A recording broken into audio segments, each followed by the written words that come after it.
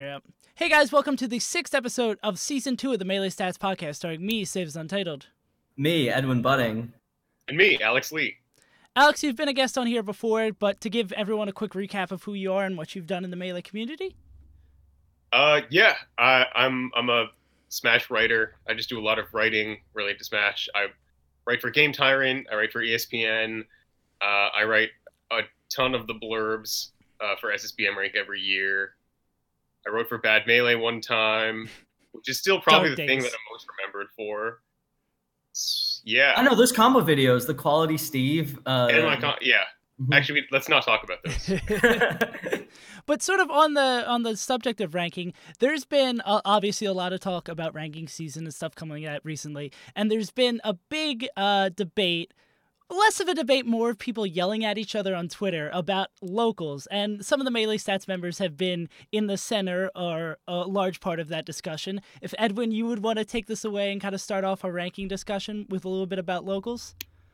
Yeah.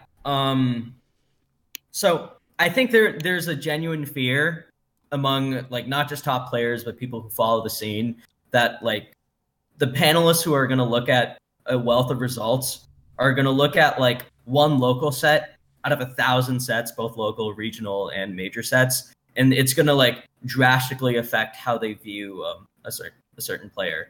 And I really can't emphasize just how I understand why that fear would be there, and I know the process isn't perfect, but just a lot of the panelists, we do a lot of research to make sure that context is put to different local results, and also just as a whole, I'd be really surprised if you were to talk to a panelist that weighed a single local set the same as they would a major set or the same as they would a regional set. In general, I could go into this a lot more, but I think a good general rule of thumb is that locals are good for trying to find predictive trends. So if you see Calvar loses to a local Ganondorf, no, that's one set out of 1,000, and it comes out of tournament that he wins anyways from losers bracket.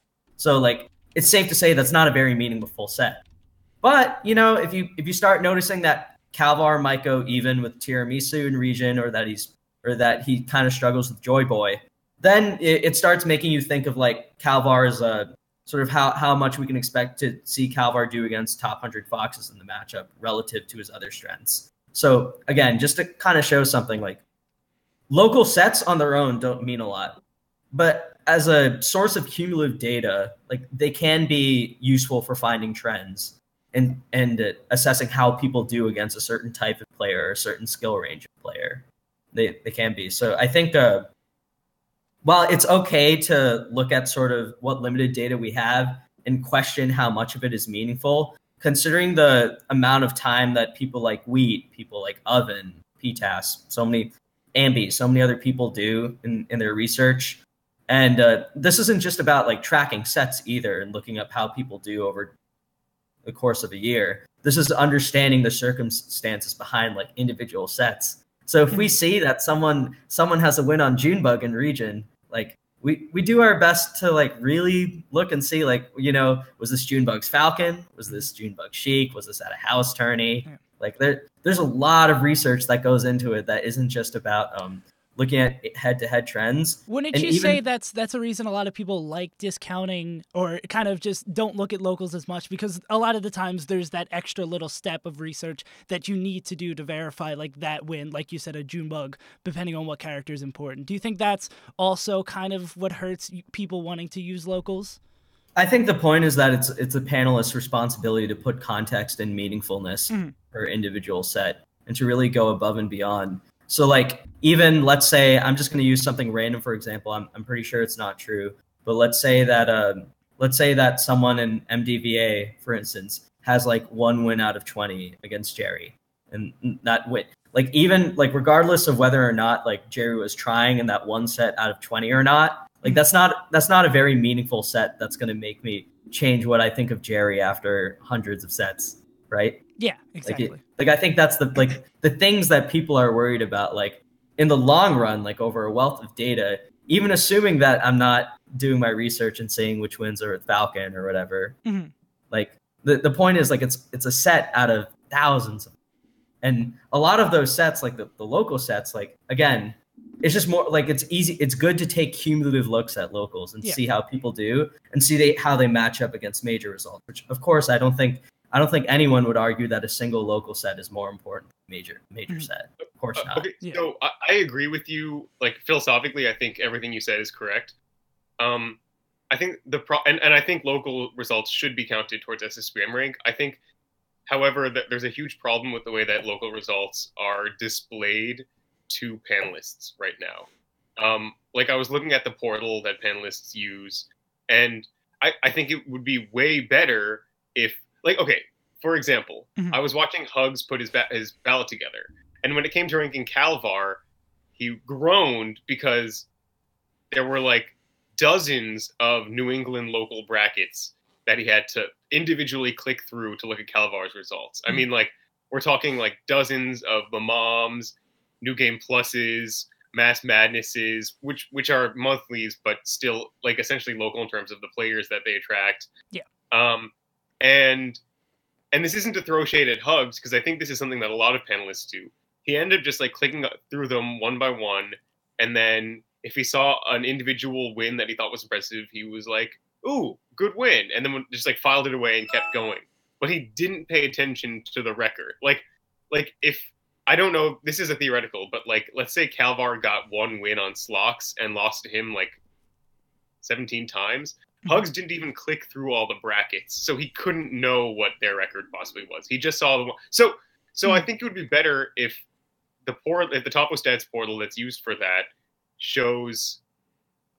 Someone in chat right now is saying that it shows records for several. Yeah, I was going to say it shows head-to-heads. I guess I just wish that panelists just looked at that instead of doing what Hugs did and what I assume many other panelists did and look through like local results one by one, because that obviously doesn't provide the full picture. Yeah, I want to mention this with Calvar specifically because I think that's a really good point.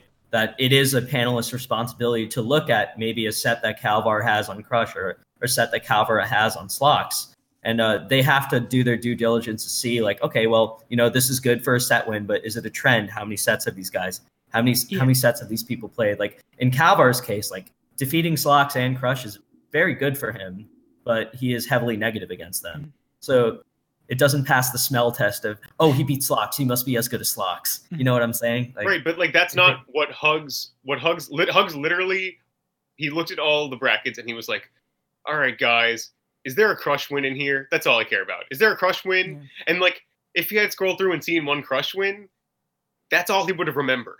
That'd be interesting if that whole said it doesn't matter that much. That whole panel, because I don't think, for a lot of people, I don't think most people are going to go through like 20 locals. I think if that panel was just replaced with like the records from locals instead, I think that'd be a lot more valuable. But again, it's like we're asking for more thankless work from people who do tons of thankless work to put that data in there. And in Slox and Crush's case, again, like it's literally in the head-to-heads. Yeah, like it's tracked there, and I think another point that I really want to bring up as far as just like panelist responsibility, if you want to be a panelist in an SSBM rank, I don't think it's just about like doing your research when it comes to the ranking season itself.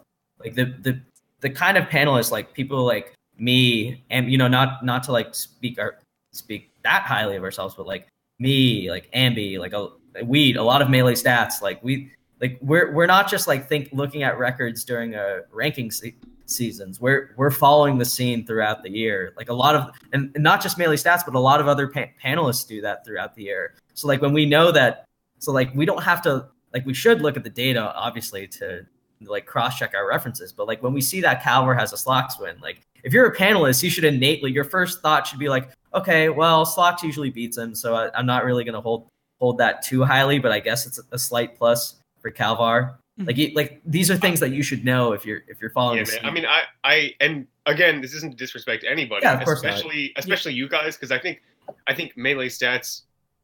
I expressed this during the pre-show. Like I think Melee Stats should, in a sense, like should be the majority of the panelists because you guys do this. I don't have the faith in the MPGR panel that you do. Like you guys might do this. I think there are a lot of panelists who do not do their due diligence. So, and I think that's why local results are on shaky ground. So I understand your skepticism regarding that, and I do think that it would be very foolish of me to say that this hasn't been a problem in years past for SSBM rank. I mean, 2013, like, Alex, you were around the scene back then. The tri-state ballots, the amount of people saying that their DJ Nintendo win made them top 50. Like this, like it's been a process that we've tried to really like work on throughout the years. And Tafa has done a really good job like trying to build it up. PTAS has done his best to try to build it up too. One thing you have to keep in mind though, that this is a community and like grassroots ranking. That sounds kind of weird to bring up, but you have to think about sort of like what it takes to like what the purpose of this list is.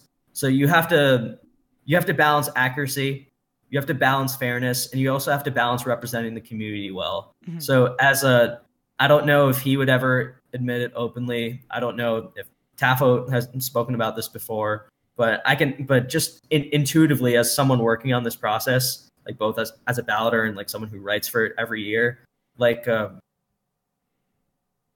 I'm trying to word how I say this without getting into trouble.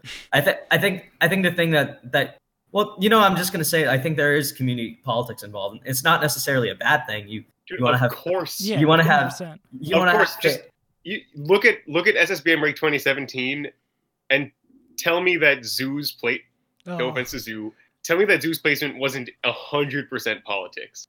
Well, the point I was making is that like things like regional representation matter, things like accurately reflecting the community matter. So I may have like a set of criteria that comes into mind when it comes to ranking players. Save might have something that's very different. Europe might have something that they matter. People from regions that aren't as represented on the national level.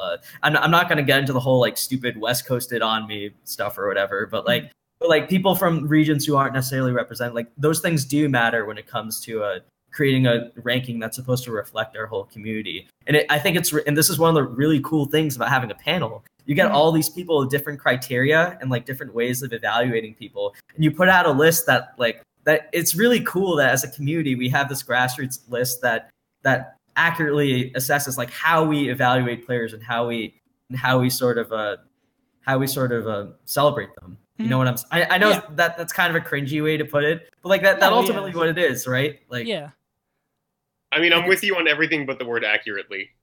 I do think it's cool. It's hard to have something that's accurate for a game like this, and with what people value is so much different. That's why I think the ballot system's really great for Melee, because there's so many like, for Melee stats people, there's some players that'll be like 10, 15 off because we value things differently. I don't think there's a great objective way to rank people in Melee. I mean, we could use ELO, but that's let's not get exactly. Yeah, it's honestly good that Ambi isn't here because there's no good way to objectively rank Melee. Melee's such a weird amalgamation of things.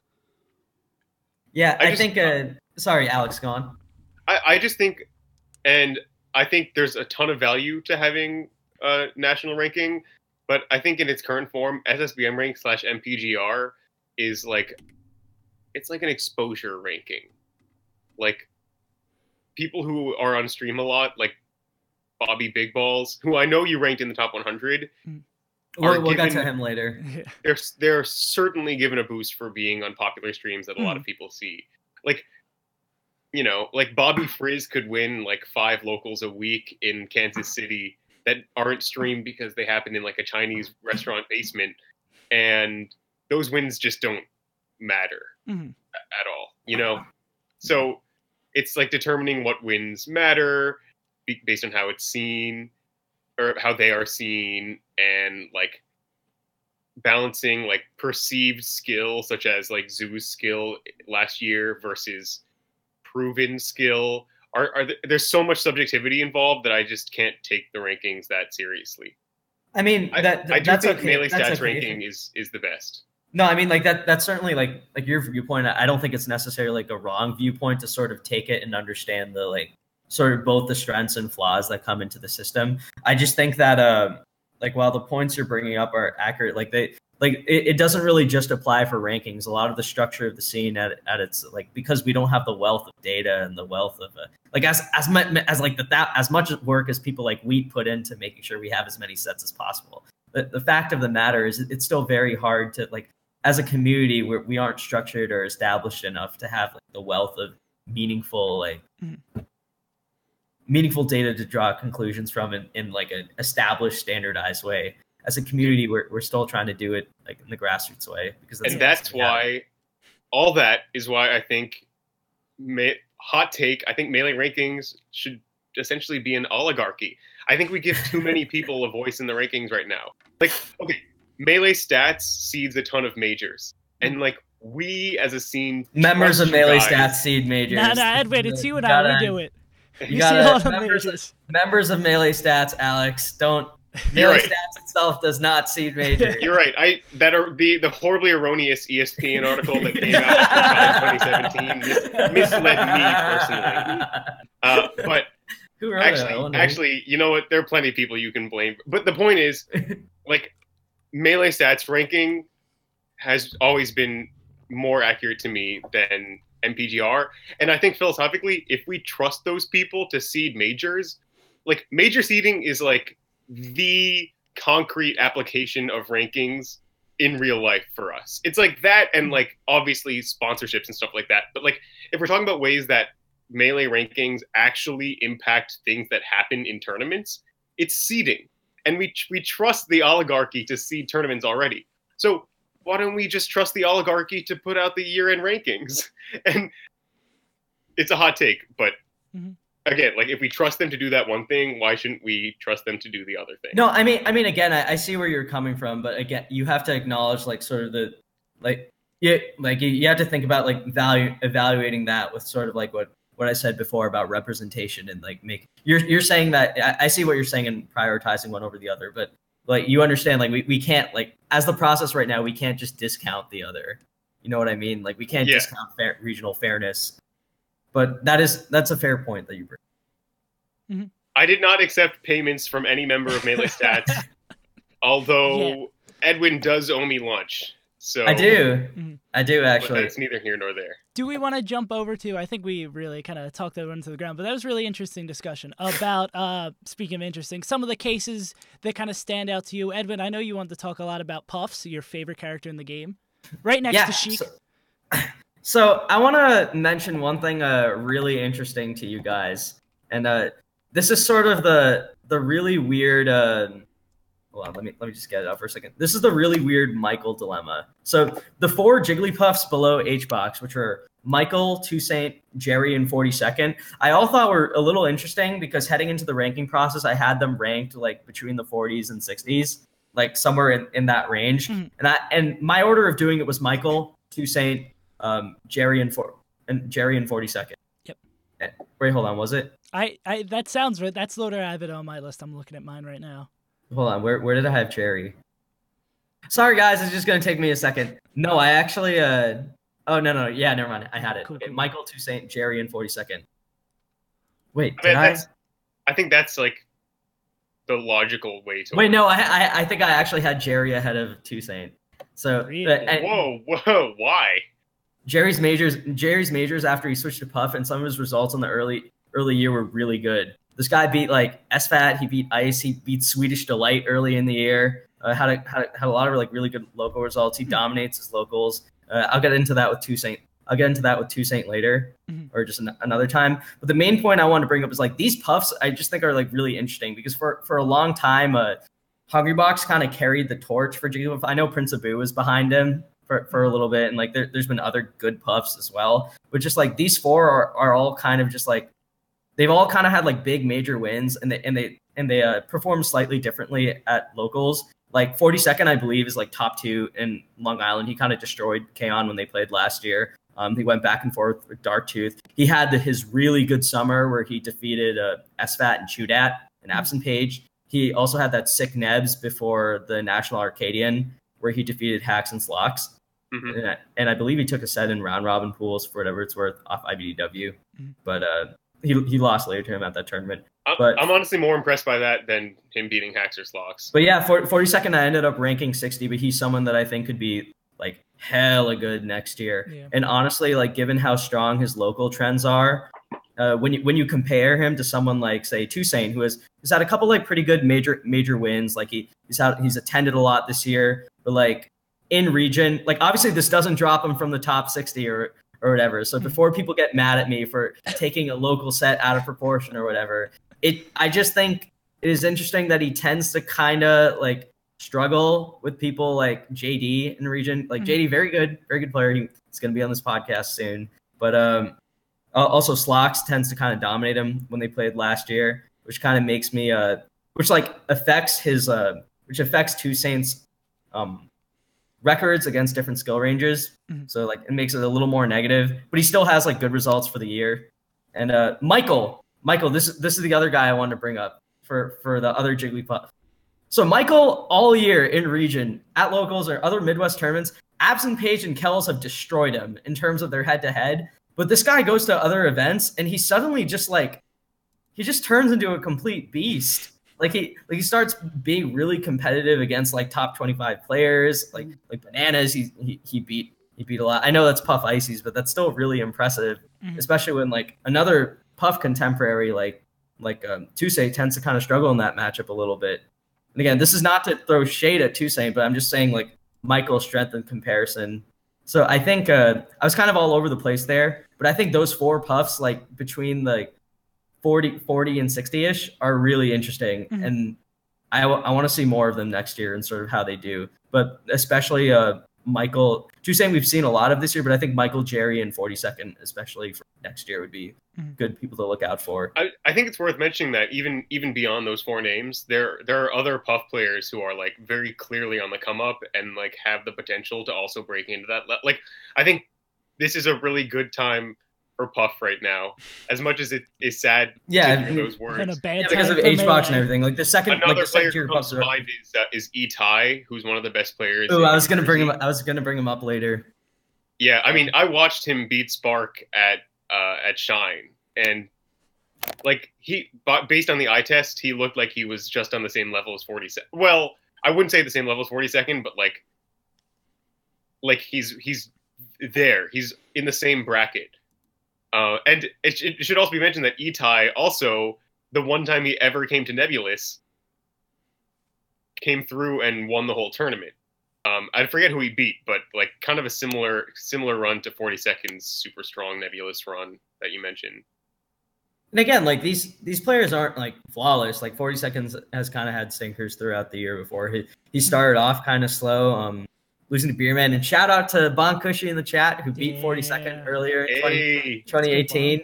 But like, and like no offense to Bonk, who is a very good player, just like for someone who I ranked 42nd 60, so like that it is a good thing that you are an upset loss for 42nd. It's a sick win, Bonk. No, it is a sick win. That's good. But yeah, they definitely I just thought the sort of where those four people how closely knit they were was kind of interesting, especially because heading into the ranking period, I didn't initially have 42nd that high, and I didn't initially have Michael too high either.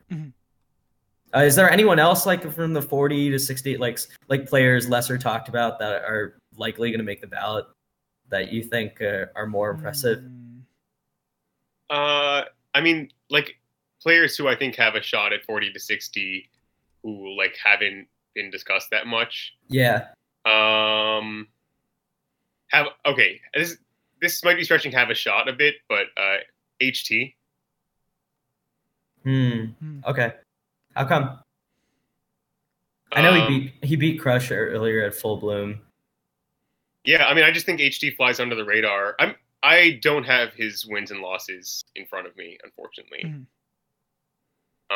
Save, you had HT somewhat highly, right? Yeah, as I said in the pre-show, like I'm just about to get my ballot done. I've done like 100 to 65 and like 1 to 45, and HT is still one of the ones I still have to look at. So, what besides the Crush win is really I don't know off the top of my head. HT has like a 1-30 record on Cobalt or something. So that's not too promising. I guess a win on Cobalt. The person I have, like, who was one of the last people I ranked when working on it was Boyd, having the none win, 2 wins on KJH, Amsa, Kells, Jerry. Like, I was surprised, like, that Boyd's like a name I know, like, that's a top 100 player, but I didn't realize he had that many wins. Yeah, I mean, the whole ice, like, they come with a really bad losses too, but Boyd, there's a tangible accomplishment he had in winning that Midwest regional in a field that included, like, KJH, Dreffen, Rishi, Lod, and Mewtwo King's Pichu as well. There, yeah. Yeah, Boyd winning that tournament, beating KJH twice, along with his other wins for the year. I think he's a pretty solid guarantee for top 75 at the lowest, and I could see him going a lot higher if people value that accomplishment, especially. And they should. It's a good victory. Honestly, just looking at the list right now, this might be the most stacked top 100 of all time in Melee. I think. I mean, there are just so many players right now who are at or around the top 100 level. Did someone scoff at that? No, I sniffed. I sniffed. That's an interesting thing because Edwin, I was talking to the IBDW about this. But how was your last 30 of the ballot? Because I had a hard time placing any of those last kind of end. I wasn't really sure because everyone had just such bad losses, maybe one or two good wins. And it was essentially who has the slightly better kind of good win to make it. Well, let's not be too judgmental because these are still very good players. Oh yeah, no, obviously, many of whom who are totally in the chat right now. So let's not be dicks to them. No. Cobb's been here all week. Cobb knows. No, I think one thing that sort of made it a lot clearer for me. What I'm about to say is going to sound really weird, but when you really look at the results, I really think that I think in terms of perceived skill ranges, there's 200 or more players that could all be theoretically top 100 with the right bracket or whatever, right? But when you really look at the results, I think there's only 110 or 115. I like that the nominees this year were shortened down. 118. Yeah, there's probably about 118 who can make. Yeah, I like that they were shortened down because I think those players really deserved it. Both not in terms of just efficiency of wins, but also being present and attending a lot, which is really good. And obviously having a bad loss or having a ton of sets that kind of outweigh your highs is not great. But if you are going to a lot of tournaments, I tend to kind of value that more in your favor, unless there's someone significantly better than you. So I actually thought I thought finding the last 30 for top 100 or last 25 was kind of easy. It was just more so ordering them and seeing what I could reasonably predict off of versus how to evaluate it a report card in terms of accomplishments versus what players that I just think might be nebulously better, looking at the data, seeing how they if they show anything new. I think examples of a player that made my bottom 30 who I think would solidly be there would be JakenShaken. I thought his resume throughout the year and pretty strong results, because it's not he just had one big win or just beat a few spaces and disappeared. No. He had two really strong tournaments. One of the most impressive things that I saw on his resume that I almost forgot about was him defeating Jerry at SmashCon. And I just spoke glowingly about Jerry before, so I think that, and it's also proof that he's not just a random Marth that'll occasionally beat a fast faller. It shows that he has a pretty good matchup spread along with his other results. Another player sort of in the bottom 30 of my list that ended up making it that really impressed me was again to sort of mention in the people who made it. I think again, the people who don't like locals too much are going to get angry at me at this. But I think Smashdaddy is legit. Oh, yeah, definitely. I was really surprised. Because he's not just getting stray wins and then being heavily losing against everyone else. No, he's contending with those guys. Yeah, he's contending with people like Face Roll and Squid. Obviously, I expect those two to go positive against double-digit sets, but individually. But Smashdaddy, being competitive was really good. He also has great strong wins on the year, many of which came against other nominees. He beat Spark earlier.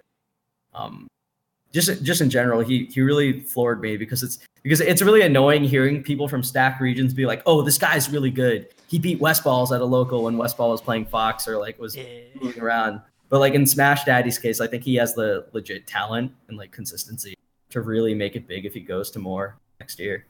What do you guys think about Vortex? this year. Vortex he has always been really good. I still remember when he was allowed to enter the New York Arcadian or whatever, which I thought was last year. Yeah, it was like I thought it was complete bullshit. I was like, how did this guy was like number 101 or just like barely missed top 100, and he's allowed to enter the Arcadian? Get the fuck out of here! Yeah, it was amazing.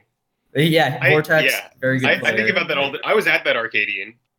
It was so funny. Like there was 0% doubt that he was going to win. It almost made it less fun. Like, and this isn't even his fault. Like, dude, go there, get the free money. I don't blame you at all. But like, there was no like standard Arcadian feel where it's like anyone can beat anyone. It was like, all right, who's going to make it to grand finals to lose to Vortex? Dude, Vortex is like a character or a player that I think also just like eye test wise, along with his strong in region results, like he's just really balanced. Like I used to think he was kind of boring. I'm not gonna lie, I still kind of think he plays boring. Dude, but no, I'm literally just so wrong, dude. I'm literally just saying that because he plays Sheik. Yeah, I was about to say, dude. but he also has boring. Fox. Watch his Fox. His Fox is sick. No, I don't know. And you were talking about 42nd. You were talking about how good 42nd is, and he has wins on like a fucking. Vortex is really good. Dude, no, Vortex is really good. I'm pretty sure he's never lost a set to 42nd. He's sick. Vortex also. Vortex, he and Lint kind of had. Speaking of another really cool tri-state player that I ranked highly. They like totally had like a seesaw of a rivalry in which they were like farming each other, and now I feel like they kind of like trade sets. I think when they. I'm gonna double check the data later, but I think Vortex might be slightly up lifetime, but Lint used to struggle with him before kind of like evening it out. Like those two have a really fun rivalry to look out for in New York. I still remember it was Big House 7 when Vortex beat West Ballz. He like 2-0'd him or something, and then he had like an intense Game 3 last stock set afterwards with Lint, which I just thought was so funny. Yeah, Vortex, I believe I had in like the early 80s or late 70s. Nice. That makes me happy just because he's been right on the cusp for the last couple of years, so it's good to see some improvement there. He's so good against Falco. Evidently, sadly. No, not just for West, but like he's so like historically very solid. Edwin, I want you to elaborate on your choice to place Boppy Big Ballz as number 100. Okay, no, that's a fair point. Mm-hmm. Okay, so long story short, I'm gonna read the criteria. Based on quality and quantity of results in 2018, rate each player on a scale of 1 to 10. A tournament is held every weekend during the ranking period, and all players on the list are able to attend every event. Over the course of the season, who performs the best? You may give the benefit of doubt to players who attended more events during the ranking period, if you so choose. So, I've mentioned, you just like bolded that last part, but So, long story short, I think it's fair to hold some of his like pretty gruesome losses against him. He definitely had a lot of pretty subpar showings at nationals for most of the year before doing pretty well at a strong regional in DreamHack Atlanta. But the thing is, like, he just attends a lot. And I think his ceiling, I think even though he has a few like pretty bad losses, like he still trends positive on a lot of his peers cumulatively in region. Like he still like for the year he struggled with Bob-omb and Polish, who I think for the record are two like really strong players that I'll talk about later on the podcast when we talk about rising stars or like sleepers to look out for next year. Mm-hmm. But like I know he struggled with those two all year, but like he also was very strong against Milkman. He had and again, like some of these are local wins, so take them with a grain of salt, but like he beat Absent Page at a cave. He beat Hacks, although that was Hacks returning at Short Hops. He won that tournament over Sharks. He had victories on Boyd and JakenShaken over the year.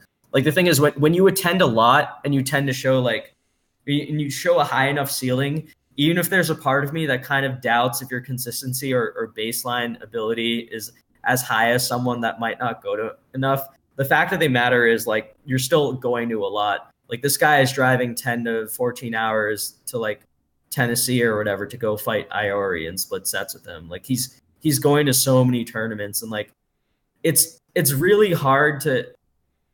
Let's put it this way. I think there's a lot of people that given Bobby's opportunities or like given Bobby like traveling so far, if they went to those same tournaments, I can't say with certainty that they're, in fact, I can definitely say that they're not going to gather the same kind of losses. They might probably on average perform better, but like part of rankings isn't just kind of like entering the speculative area of like, oh, well, how good is this player really? It's rewarding people who are going out there and like making an effort to go to a lot of tournaments. And I believe his ceiling is high enough to where even like sort of the gray area that we're supposed to navigate as panelists in terms of determining his baseline skill, I have faith that I think he's more than proven himself of at least being number 100. Okay. I mean, I think that's a good justification.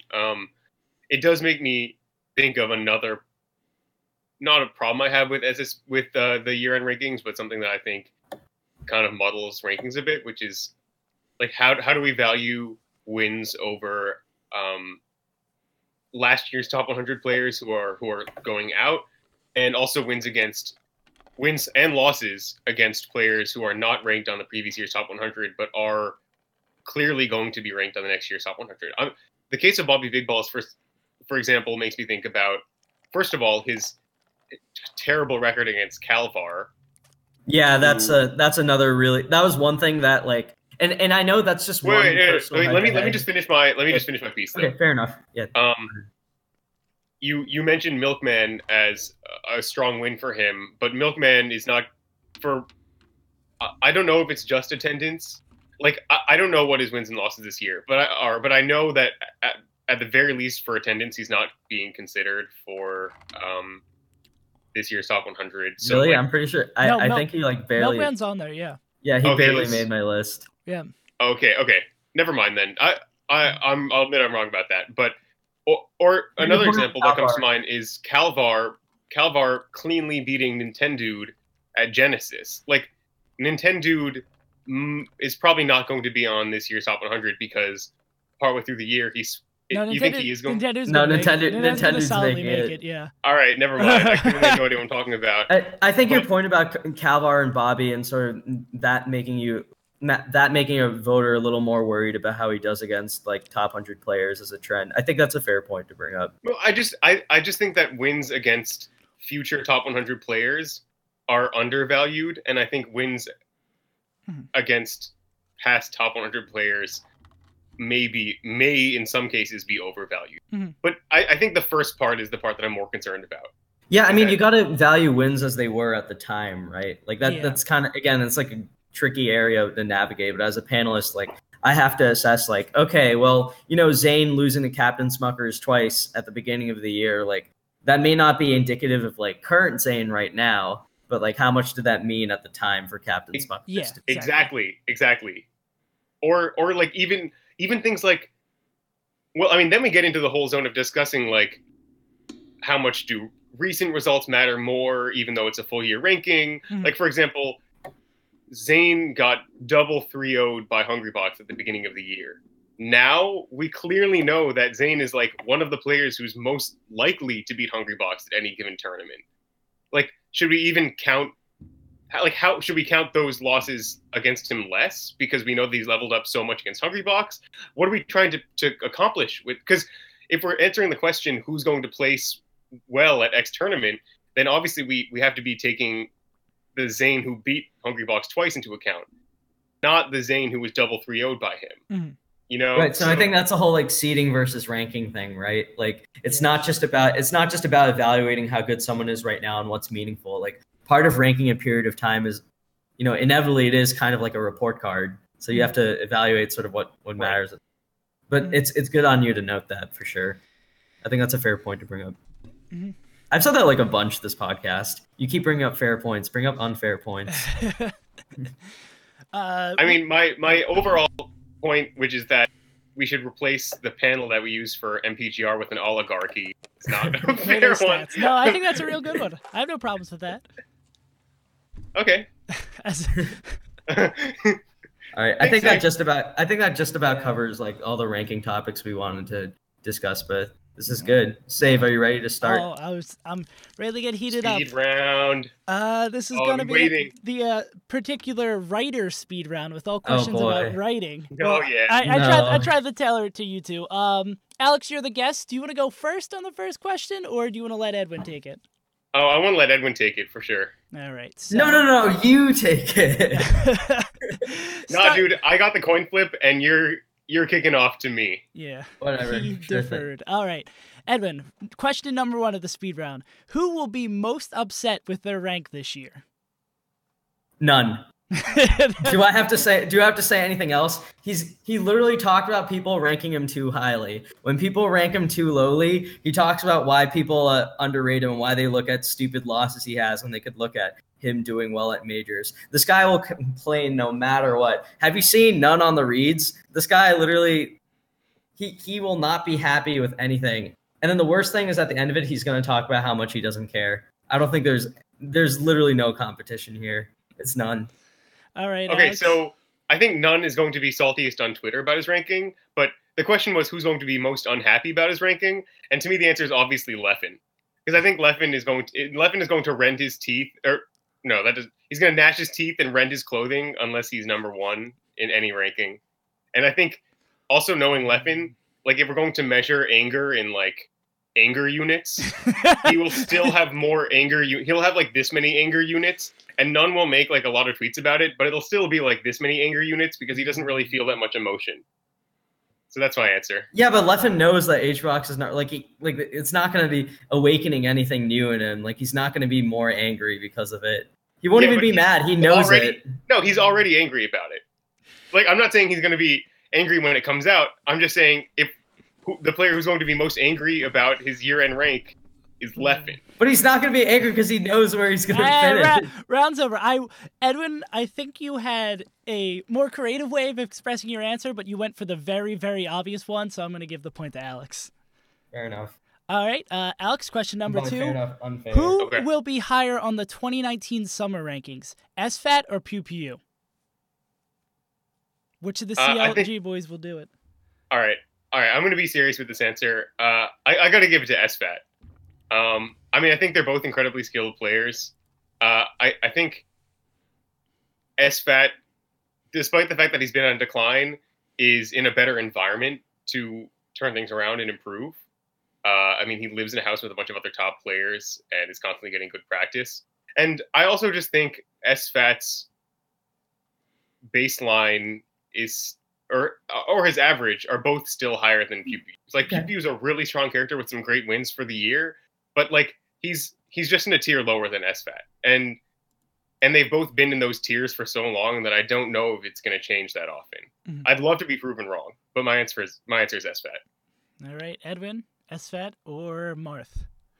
Okay, so oh no, I'm gonna ask you guys. All right, I'm gonna drop a statistic here. So SFAT against Hungrybox, Armada, Leffen, Plup, Muchiking, Mango, and Zane. Do you know what his record against that top 7 was all year combined? What was it, Edwin? It was 0 and 20. It was 0 and 26. I can't help but think if you gave PewPewU 26 sets against the top 7, don't you think he would have like 1 win, 2 wins, 3, 4? Okay. Or even. Okay. And I think PewPewU also doesn't lose to Australian Marths when they play him for the first time. So I'm gonna go with PewPewU here. Okay, PewPewU does lose to random Midwestern Jigglypuffs when he plays them. Faust is in Midwestern. Faust is in Midwestern. Faust is from Ontario. Same thing, dude. Edwin gets the point. I like stats. I should have had a non-ultimate question, but here it is, and too bad on that one. So, Edwin, you're up first for this one. It's still a melee question though. Who wins an ultimate event with 100 or more entrants first? Muchiking or Leffen? And 100 or more entrants. So take that how you will. I think Leffen will eventually win one in Stockholm. I think the Florida ultimate scene is good enough, and Muchiking is apparently bad enough with Florida crowds to where I think Leffen's got this in the bag. This guy dominates Stockholm in one game. He's going to dominate in the other. That's my pick. All right, Alex, what you got? Definitely Leffen. I think I actually think Mewtwo King is like doomed to fail in Smash Ultimate because I think the way that he plays, like, I mean, you can see this towards the end of the Smash 4 metagame. I think the way Mewtwo King plays is just not that good for games like Smash Ultimate. Like, Mewtwo King has like a, all right, Edwin, you might shit on me for this, but he has like a really like simple game plan in neutral, especially in melee. Like he's just trying to get an opening and then convert into a strong punish. But like that doesn't work, I think, in Smash Ultimate. Smash Ultimate is all about getting repeated neutral wins. Yeah, And, but in the same game as Smash Ultimate, that's not how the speed round works, Edwin. This is still Alex's time to answer. And Mewtwo King doesn't play any of the characters in Smash Ultimate who can jankily beat you off of one opening, like, you know, like Luigi or whatever. Like he just doesn't play the right characters, so his style just doesn't work in that game. And I don't think he's ever going to be a top contender in Smash Ultimate. Yeah, but he 3-0'd 0 in Smash 4, which is basically the same game. So there's hope for him.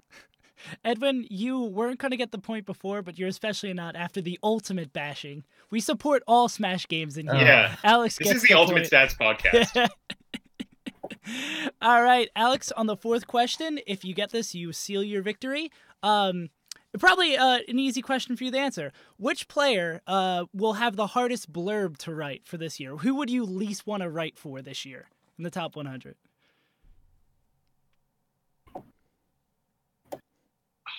You could throw shade. You could do whatever you want. That's a hard question to answer first. In my opinion, the player who would have the hardest blurb to write is probably, I would say, DeShizwiz. Because he's like immensely overrated.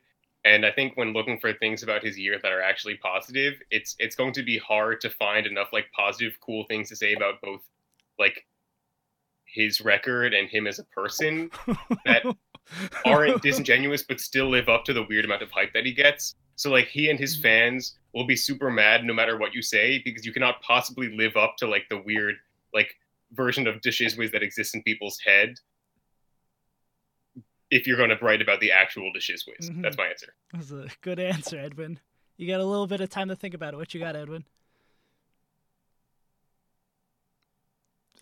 You know, I think he'll end up barely making the list, but it's going to be really hard to talk about Flipsy. It's just going to be like, oh, he beat Mango.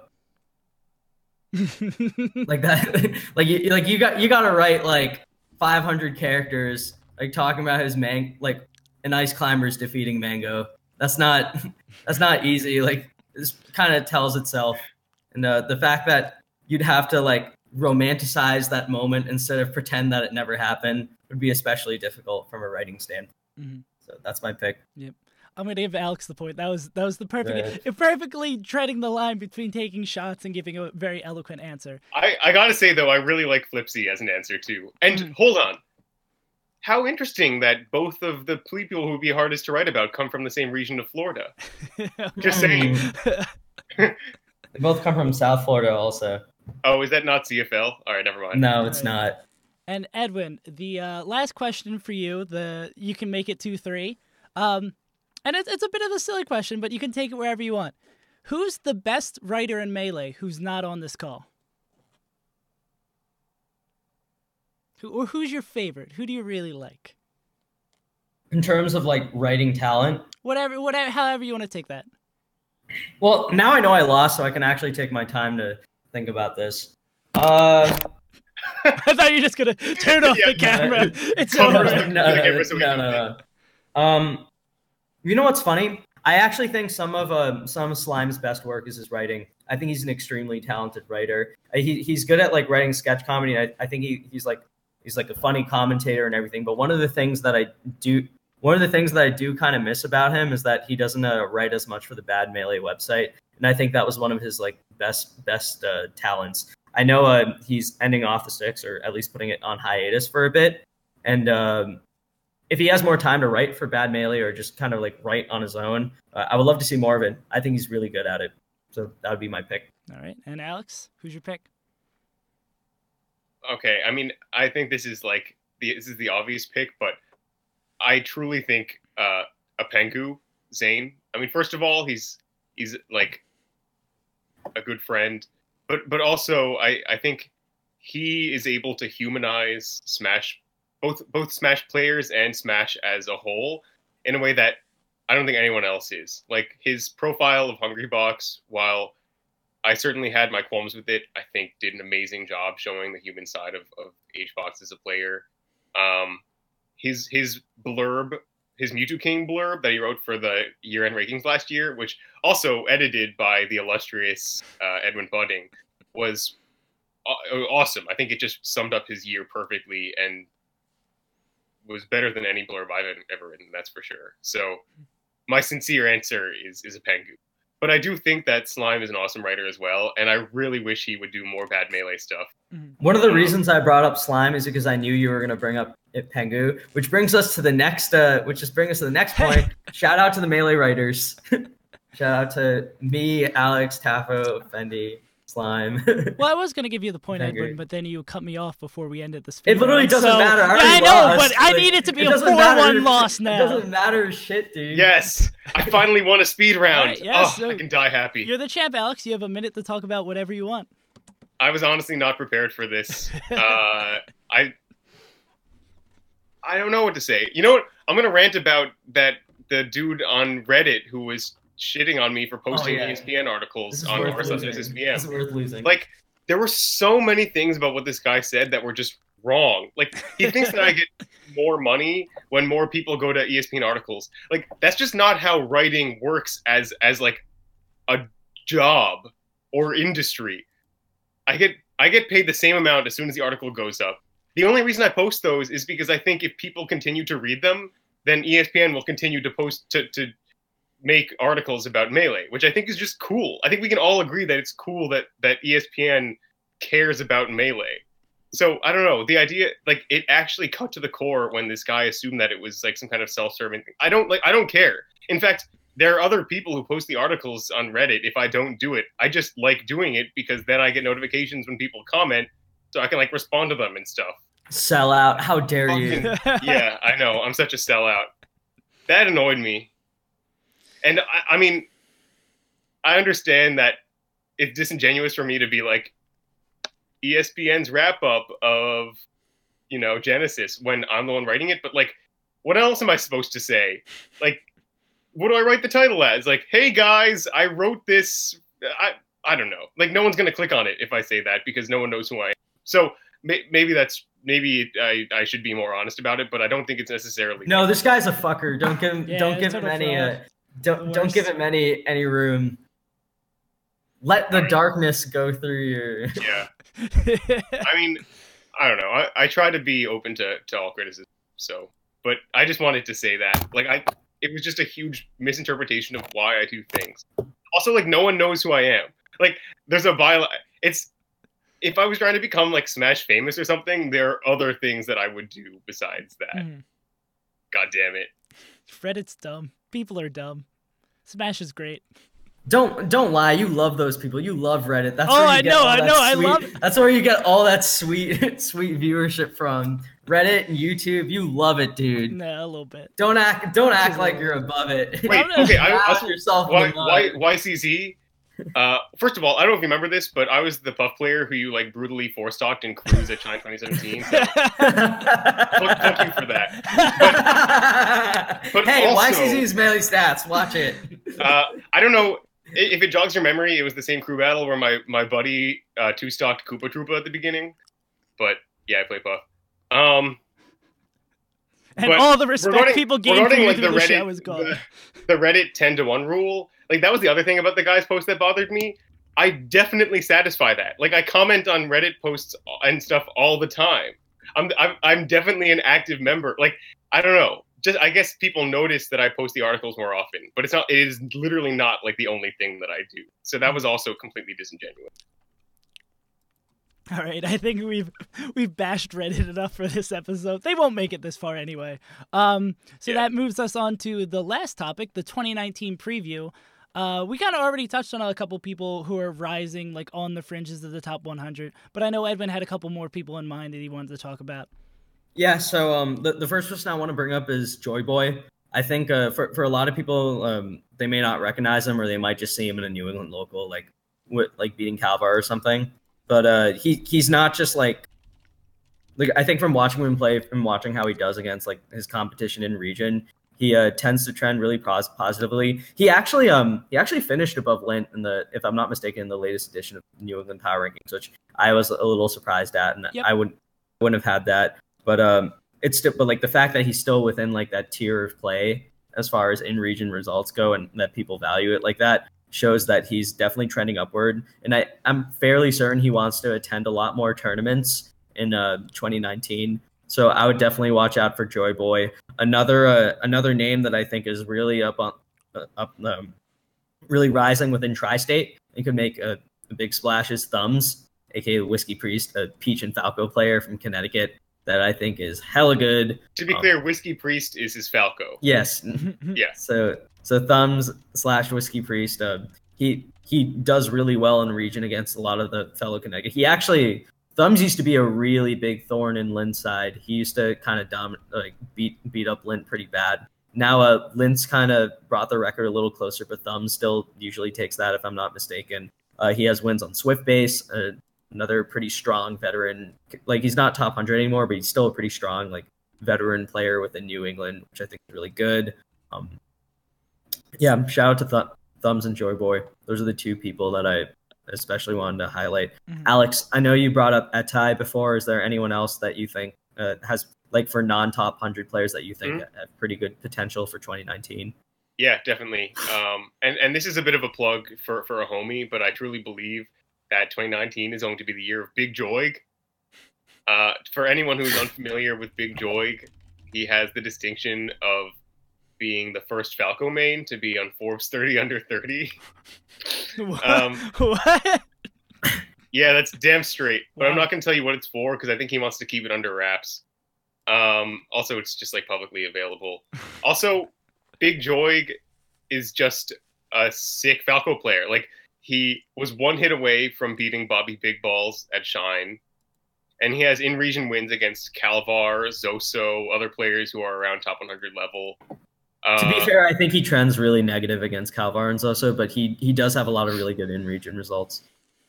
And he's just a big up-and-comer within New England, especially since I think he's been finally gotten a chance to focus a little more on Melee. He and we went to college together, and he was just like super... he had a startup that he was just very focused on, but now that finally has some wheels and it's finally getting off the ground, and he has been able to like grind at locals and stuff. Mm-hmm. And I do think that the way he plays Falco is super degenerate. I almost think of him as like he's like Matt.Zeb if like Matt had continued trending upwards in like 2014. And I think he has the potential to bring the degenerate style of Falco back into prominence, and I'm excited for that. So you're excited for that? Yeah, because that's how Falco was meant to be played. To be clear, and degenerately. I mean, I don't know. Smash. I don't know if this sounds like if this is like a rising star, really, because he's been around for forever. But I think, what's his name? I think a rookie is actually a player to look at this year. He's been around for so long, dude. Like but he's never been ranked top 100. And I think he's actually going to make a push for it this year. And I personally want him to succeed because I think it would be awesome to see a Mario in the top 100. And maybe that's just like me personally hoping he does well, but he's certainly expressed interest in grinding. So I think another East Coast, like while we're in the Northeast, tends to be kind of a bias here. But while we're in the Northeast, for New York, Long Island, and I guess he's technically Connecticut, but I think Icy is another name to watch out for in 2019. Icy kind of like one of the most impressive sets I saw from him all year was, and he kind of beat down Captain Smuckers, and he also beat Silent Spectre early at Genesis 5 and got like 65th there. He doesn't really go to much in Connecticut, but he goes to a lot in New York, or he goes to New York tournaments occasionally. He just always really impresses me. He's just like I want to say I have a perfect record against him in friendlies. And okay, never mind. No, I'm just kidding. Icy's hella good. I think also for another New York name from Long Island, I think DrLobster is another guy to look out for if he ever starts going out to more. Mm-hmm. Yeah, certainly. I mean, he definitely got ranked within Tri-State recently. I think maybe for the first time, maybe not the first time, but at least was ranked recently in Tri-State. But you're right. I think we are focusing on Northeast players. The next two people I was thinking of were like Polish, Kulheim, Nagy, for other like really good. But again, all Northeast. Who else? A little bit of bias. Yeah, we got to make sure that we. I think. Oh, you know who I think is really good? Spinda. I think Spinda's hella good. I think for Northeast, she wants to go to a lot more in 2019. I think she's hella good for non-top 100 players that could like maybe make another like big push or improvement. For another hold on, non-top Northeast. Dude, Spinda's still in the Northeast. Yeah, still in Pittsburgh. Pittsburgh. It's like just slowly expanding the map. Is there anyone particular that you guys mentioned that you think will be on the top 100 who has like a really good shot of making it? Like you're saying all these players are good. Like this year? Or no, for next not year? This year, because I mean that's kind of not how that works. Like next year, you think either it was in striking distance this year but just didn't make it, or has the potential to expand themselves enough to like make that final push. John Wick, Arizona's John Wick, I think could make it with a few more like big spacey wins. Maybe if he goes to a tournament and like he beat Moki earlier. Like if John Wick played Slox at a tournament, I kind of like his chances. Like that caliber player, I think John Wick can contend with pretty well. I think MegaXmas, Noah from SoCal is another really strong player that could take big names out of region with enough improvement and attendance. I want to mention another player, and this is going to take us back to the Northeast. Oh no, again. Well, actually, sorry. Do you have anyone else you want to mention? Like maybe we should. From the Northeast or just in general? Yeah, just in general. Because I think I want to give a shout out to Get a War Machine as well. Yeah, I know we're talking about a lot of New England players, but I think he both has the attitude necessary to rise up the rankings, is on the grind, and has shown marked improvement over the last few months. So definitely just a player to watch out for. I think there's a few matchups he's like really good in, and a few others where he's a little shaky or kind of just brain farts in. But like I know he has kind of the drive to really keep going to a lot of tournaments, keep sort of working on what his weaknesses are. I could definitely see him getting a lot better. Out of the Northeast though, like I guess on the opposite end, like for Northwest, I think Dacky is really good. Aiden would kill me if I didn't mention Dacky, but Dacky notably kind of gave Frenzy another very promising Falco from the UK the hands when they played, which I thought was a good sign. Dacky, they played like 3 sets and Dacky won all 3 or something. He's another really good player that I'd be on the lookout for. Okay, I'm gonna mention a really weird. This is gonna sound weird, but I think TWOTRAN he is a good enough DK? Like the DK that almost 3 stock hugs. I think he is super good. And if there's anyone that can take like a character like DK, I don't know, man. After saying TWOTRAN, I'm low key a believer. I think he might sneak in. I don't believe in any DK. He could do it. No DK hope. Yeah, DK's not viable. DK's sick, and TWOTRAN is dope.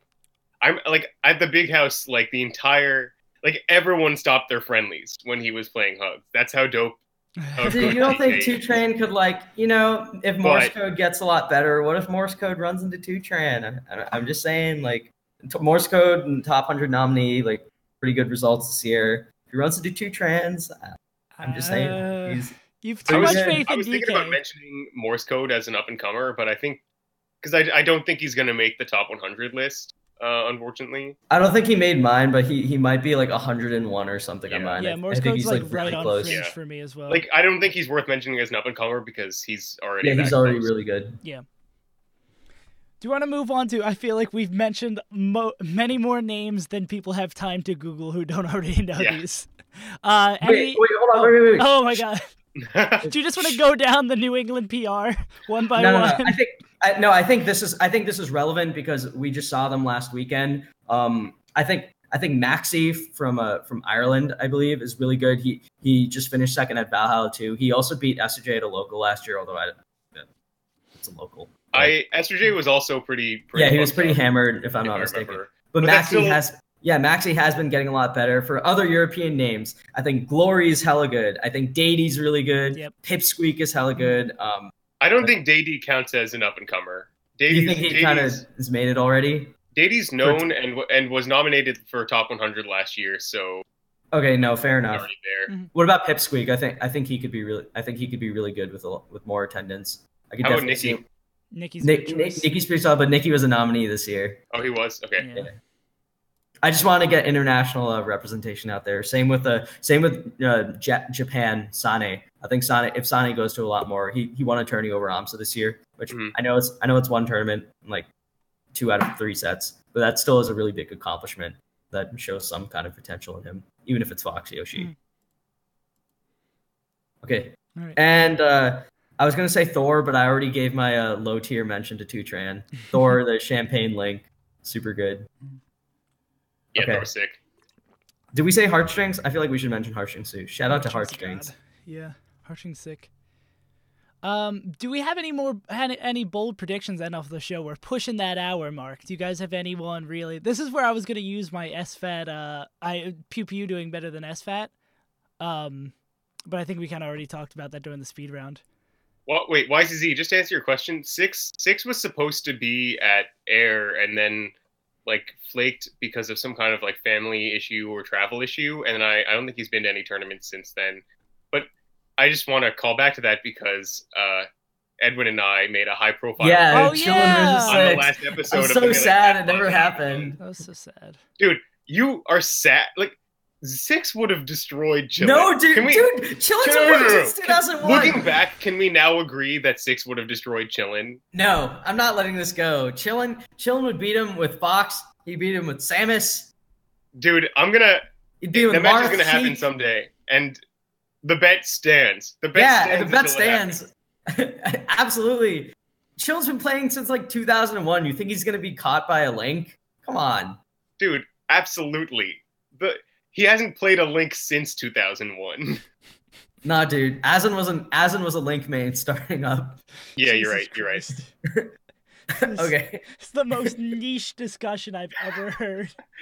The stakes, to be clear, the stakes were that the loser had to buy the winner fries. That was it. Real high Shine. High bait. Oh man. Okay. What about Asin for a Rising Star? I have one bold Christ. prediction. Sorry, do you know who Asin is, Save? He's Ken's friend, right? Yeah. Bold. Isn't Asin Chicago Falco? Shut up. Oh god. Okay, anyways, prediction. Mango's not going to retire. That's my bold prediction. That's not a bold prediction. That's like the most... Obviously, he's not going to retire. Come on. Were you going to call it milk toast? I almost did, but I didn't like that word. Mm-hmm. It's the most safe... He's definitely not going to retire. Hey, you never know. I think he'll win 2 majors, though. I don't think that'll happen. I think it's more likely he retires. I think he'll win 2 majors because now, like... one of his biggest hurdles to winning is out of the way in Armada. And you look at the rest. Hbox is doing ultimate commentary is what you're gonna say. Oh yeah, that too. No, on a serious note, I think like Leffen has shown he can balance games at the same time, but it's not as if he and Mango is like super lopsided in Leffen's favor. Plup, I think Mango is starting to kind of like figure out a little more, or like be like it kind of looked like for a little bit that Mango was going to struggle with him long term, and I still think that's a hard draw for him. But Mango's shown a lot more hope in that matchup lately. Okay, how about Hbox though? I think Hbox is a fair point, but with Armada with like a really big hurdle out of the way, that's already like a shit ton of preparation that he can like resources he can move into Hbox. I disagree. I think Armada retiring is bad for Mango because Armada was one of the players who was more likely to get Hbox out of Mango's way. I think Hbox being more likely to be in winners finals at any given major makes it that much less likely for Mango to win. I'd have more faith on Mango against Armada than Hbox. Counterpoint. Armada or Hbox and Armada would be in opposite sides of bracket. I don't think that would be an issue for. I think the issue for Mango is that he just keep running into one of them and losing because he has to prepare for both. Mm-hmm. Well, no, but it still holds water. Like maybe winners finals wasn't the right way to. But like coming from pretend like, I said losers finals. No, I think that's a fair point. I just think the field is a lot more even now, and with like a really big. Like, we're going to really see in 2019, I think, just how the absence of one player known for being basically upset-free, like barring a loss of Swedish and stuff, like him being just insurmountably difficult to take down. When you get rid of a player like that, even when you have someone like Hbox and other top players, like, it only brings forth more parity. I don't know. So I think because eventually it's going to work, like, in addition to, like, the natural benefits that it'll bring Mango in terms of, like, training and resource distribution or whatever, like I think the field will be more even, and I like Mango's chances. I think the counterpoint to that argument is that like Mango still has the same number of players that he has to practice against because now Zane is in the equation, and Zane farmed Mango until GTX this year. So no, that's a fair point. In fact, Zane might have had a better record against Mango than Armada technically this year because Mango beat them both once. For the year, right? Yeah, he beat them both once. So I'm just saying, like now Zane is in the equation, and all of a sudden Mango has to practice the Marth matchup, which I mean, I guess he did for Mewtwo King as well, but they're so different. I mean, I think we've seen already, like in the Armada-less age of Melee, like Mango consistently making winners finals at tournaments. I really like maybe this is like a little optimistic of me, and again, like a lot of this is speculation, but I really have a lot of faith in him. Like I think he's starting to right the ship, and in 2019, I think the field is wide enough to where I could see him taking 2 majors. I think that they might be, maybe they're not like Big House or Genesis caliber majors, but like will he win a low tier city with everyone around? Like will he win a Smash Con? Like I think so. I think that's a hot take, dude. Yeah, I think I don't have Mango's only chance to win 2 majors in 2019 is if his ban on Twitch is extended to become permanent and he's forced to go back to playing to winning majors to make the ends meet. Then maybe Mango will have a chance to win 2 majors. Dude, it's just like I think like back to the field, like every player is gonna have like either a really tough bracket opponent they have to overcome or different circumstances that I think would make them sort of more vulnerable than I would have said before. Like in Hbox's case, I definitely like obviously he's the best player in the world right now. That's active, but like the like armor he's wearing is like cracking more often than ever. Like it's not like beating this guy is impossible. He's lost sets to Duck, lost multiple to Wizzy, multiple to Zane. I actually think Wizzy and Zane are kind of like weirdly the most scary opponents and not like his peers, which is the opposite of what you'd think. But yeah, it's like he's looking a little more vulnerable. Leffen was really consistent for the first half of the year. I think he'll still have a really good 2019, but obviously splitting time between games, especially similar but different Smash games, could potentially like hurt him a little bit. And Mango and him go back and forth already. I just don't see Mango being like distracted or hurt by like out of game issues. And also like to the point about Armada, like some of this is kind of like armchair psychology-ish or whatever. But I do think like Mango will be a push to like show Armada like this is what you're missing out on.